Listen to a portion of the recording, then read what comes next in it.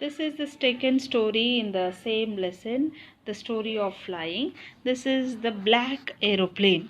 And here we see that it is the self narrative. The person himself is narrating about himself.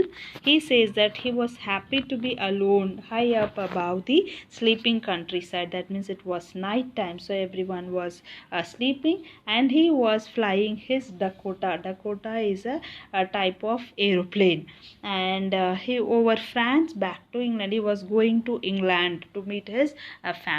He was going from France to England, and he was thinking about the holiday and how he is going to have the breakfast with his family.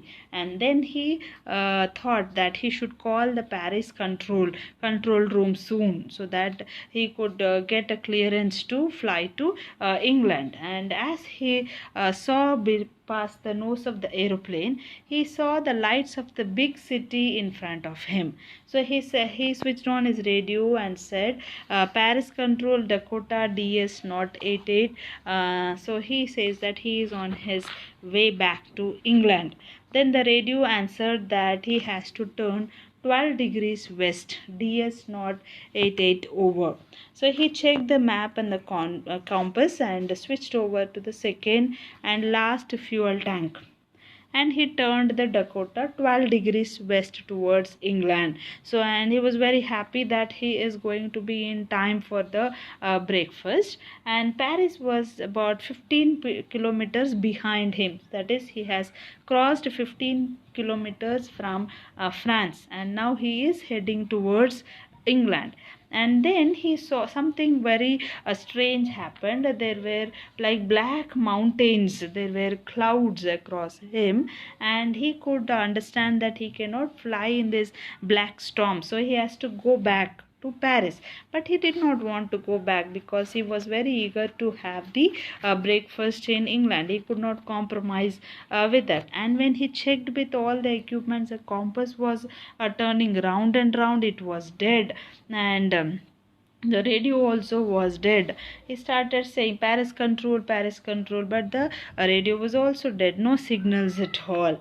And then all of a sudden he saw a miracle happening. He saw another aeroplane. It had no lights on its wings, but he could see it flying next to him through the storm, and he could see the pilot's face turning towards him, and he was very happy to see the good Samaritan to help him. And then he lifted one of the hand and waved this Mr. Narrator, and then he asked him to follow him. So he started following that aeroplane. That aeroplane slowly turned towards the north, and then with his Dakota, he also followed him like an obedient child.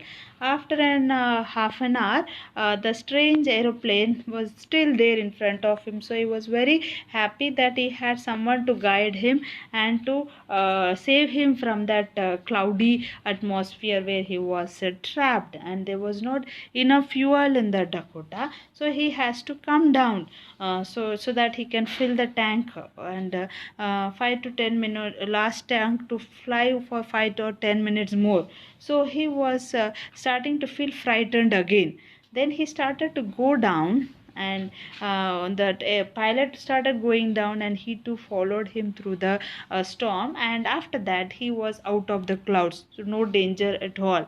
And then it was a runway, and when he came down, it was a runway, an airport. So he was very happy that the good Samaritan, that pilot, had helped him come down and and reach a safe place. So he wanted to thank him, so he went to the counter, and he asked the person in the counter if the address of that pilot could be given, if the person who was flying along with him, who was guiding him, the address could be given, so that he can go and thank thank that person.